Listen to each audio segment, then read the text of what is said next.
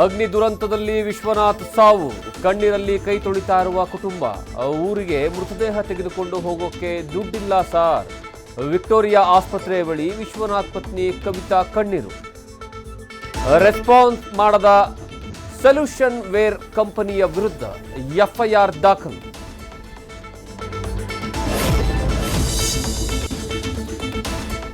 ಹೈಕೋರ್ಟ್ನಲ್ಲಿ ಕೆಲಸ ಕೊಡಿಸ್ತೀನಿ ಅಂತ ಲಕ್ಷ ವಂಚನೆ. ಉದ್ಯೋಗ ಆಕಾಂಕ್ಷಿಗಳ ಇಂಟರ್ವ್ಯೂ ಮಾಡಲು ಕಚೇರಿ ತೆರೆದಿದ್ದ ವಂಚಕರು. ಸಿಕ್ಕಿದ್ದಷ್ಟು ದೋಚೋದು, ನಂಬಿಸಿ ಮುಂಡಾಮೋಚದೆ ಈ ಗ್ಯಾಂಗ್ನ ಕೆಲಸ. ವಂಚನೆಗೆ ಒಳಗಾದವರಿಂದ ಬಸವೇಶ್ವರ ಠಾಣೆಗೆ ದೂರು ದಾಖಲು.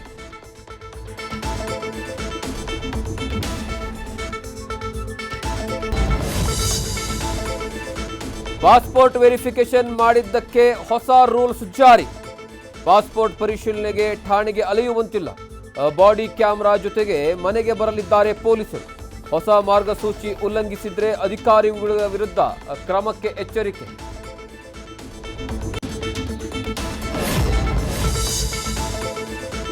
ವಿಶ್ವವಿಖ್ಯಾತ ಬೆಂಗಳೂರು ಕರಗ ಉತ್ಸವಕ್ಕೆ ಡೇಟ್ ಫಿಕ್ಸ್.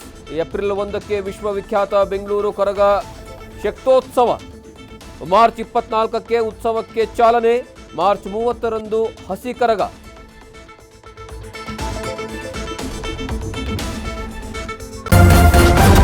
ನ್ಯೂಸ್ ಫಸ್ಟ್, ನಿರ್ಭೀತಿಯಿಂದ ನಿಮ್ಮ ಪರವಾಗಿ.